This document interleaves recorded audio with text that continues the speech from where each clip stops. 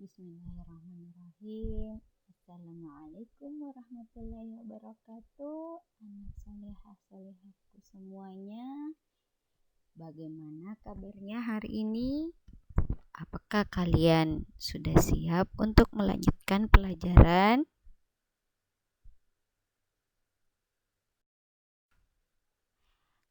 Baiklah anak solehahku semuanya, hari ini kita akan melanjutkan kembali tema pelajaran kita, yaitu tema 5 tentang pahlawanku.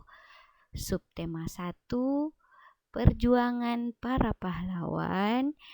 Pembelajaran keempat dengan muatan materi bahasa Indonesia dan materi muatan PPKN.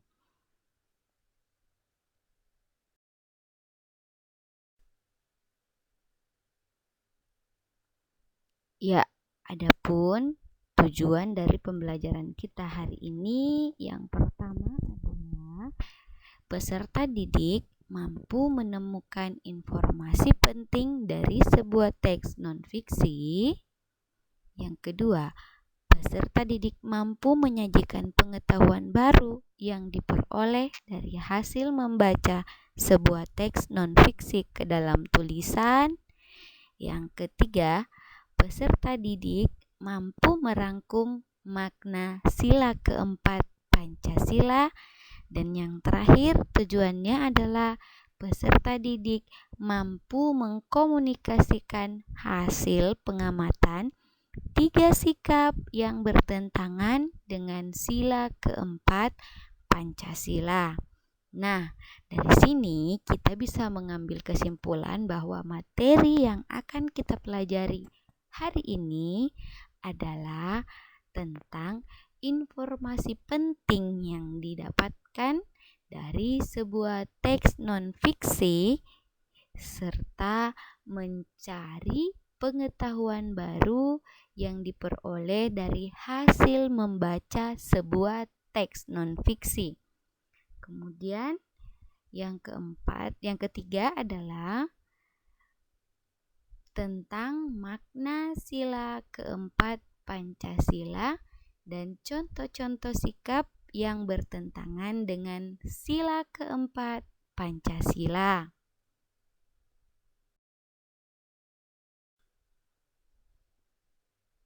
Nah, mari kita pelajari satu persatu materi yang akan Ustazah sajikan.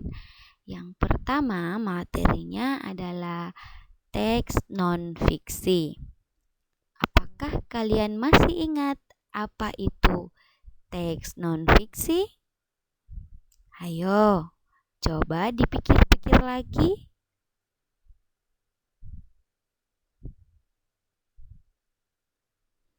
Betul sekali, teks non-fiksi adalah teks bacaan yang menceritakan tentang kejadian nyata atau isi teks yang berisikan tentang hal-hal yang telah terjadi sebelumnya dan bukan berisi tentang hayalan atau rekaan.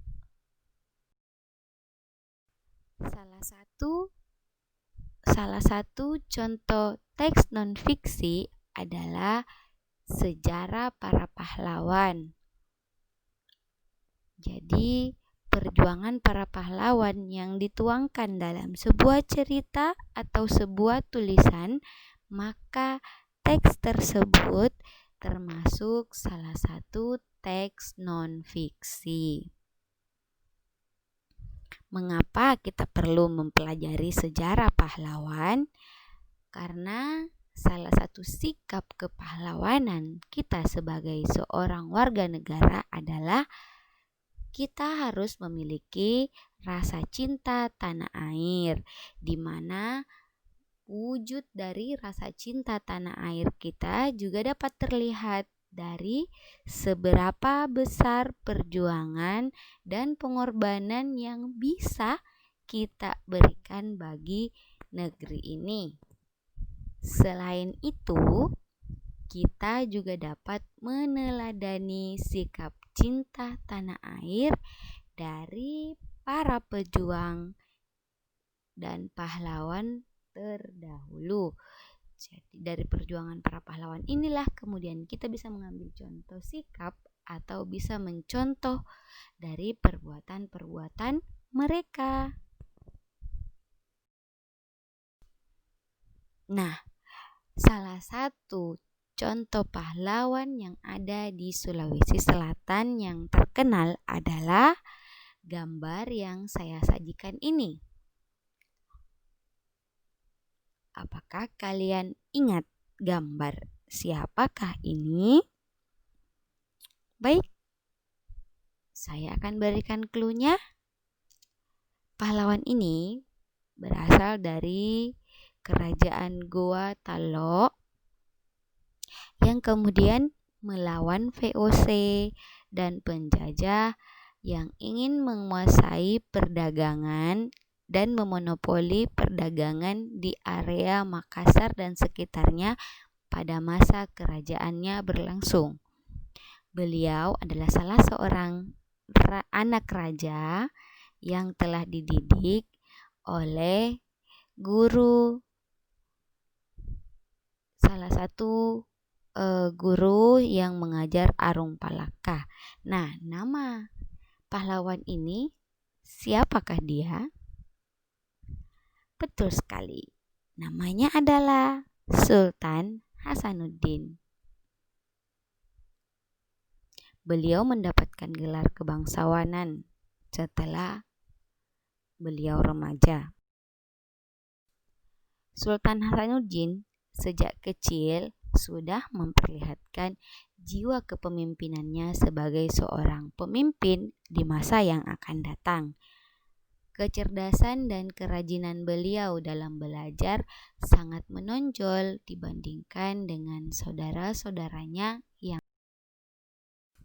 Hasanuddin tumbuh menjadi pemuda yang beragama, rendah hati, jujur, dan memiliki semangat perjuangan. Selain itu, Hasanuddin juga pandai bergaul. Tidak hanya dalam lingkungan bangsawan istana, tapi juga dengan rakyatnya. Selain itu, beliau juga bergaul lebih luas kepada orang-orang asing yang datang ke wilayah kerajaannya pada masa itu, seperti orang-orang Melayu yang datang berdagang, orang-orang Portugis dan Inggris yang pada saat itu banyak berkunjung ke Makassar di pelabuhan Pautere. Nah, pelabuhan Pautere ini adalah pelabuhan yang sudah sangat terkenal sejak masa lampau atau sejak zaman Sultan Hasanuddin.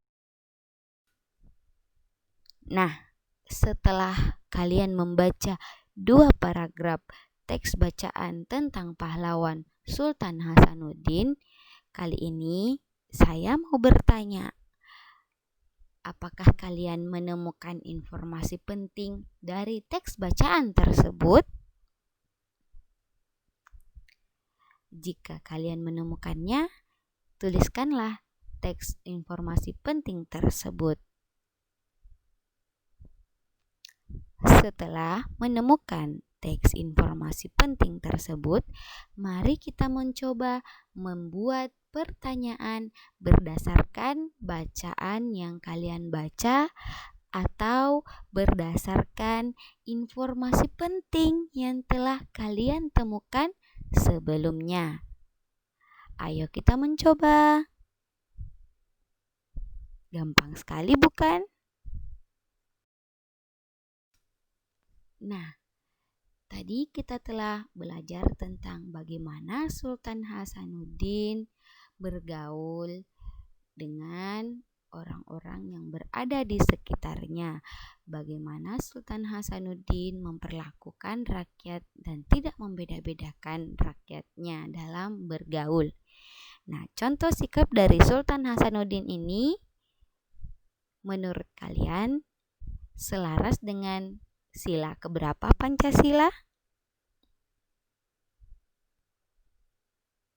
Ya, betul sekali. Contoh dari sikap Sultan Hasanuddin ini selaras dengan materi kedua kita kali ini yaitu sila keempat Pancasila. Kalian masih ingat bunyinya? Ayo kita sebutkan bersama. Kerakyatan yang dipimpin oleh hikmat, kebijaksanaan dalam permusyawaratan perwakilan.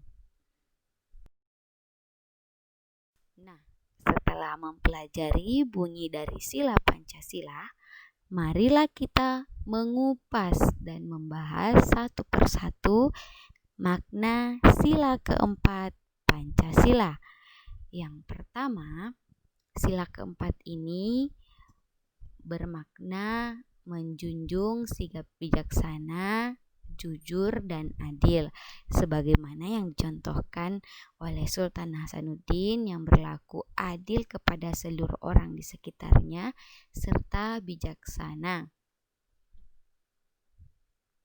Kemudian sila keempat ini juga menceritakan tentang bagaimana semestinya seseorang berperilaku, yaitu senantiasa mengutamakan persatuan dan kesatuan demi kepentingan bersama. Jadi sila keempat ini menginstruksikan atau mengajarkan kepada kita untuk tidak mudah terprovokasi atau tidak mudah marah atau tersinggung dari perkataan orang lain. Makna yang ketiga dari sila keempat ini adalah tidak boleh memaksakan kehendak kepada orang lain. Jadi kita harus menghargai pendapat orang lain meskipun berbeda. Ketika kita saling menghargai, maka itu akan lebih indah dan lebih tentram. Makna selanjutnya dari sila keempat ini adalah melaksanakan musyawarah dengan semangat kebersamaan. Jadi setiap bermusyawarah senantiasa mengutamakan kebersamaan, dan musyawarah digunakan untuk mengambil keputusan bersama. Jadi pada saat musyawarah diutamakan dalam memutuskan sesuatu senantiasa mengambil keputusan bersama. Tidak boleh memutuskan keputusan secara egois atau sepihak atau mau menang sendiri. Karena hal ini tidak sesuai dengan prinsip-prinsip musyawarah. Namanya juga bermusyawarah, artinya kita menyatukan beberapa pendapat yang berbeda. Dan yang terakhir adalah menghargai dan menghormati hasil musyawarah dan melaksanakannya dengan penuh rasa tanggung jawab.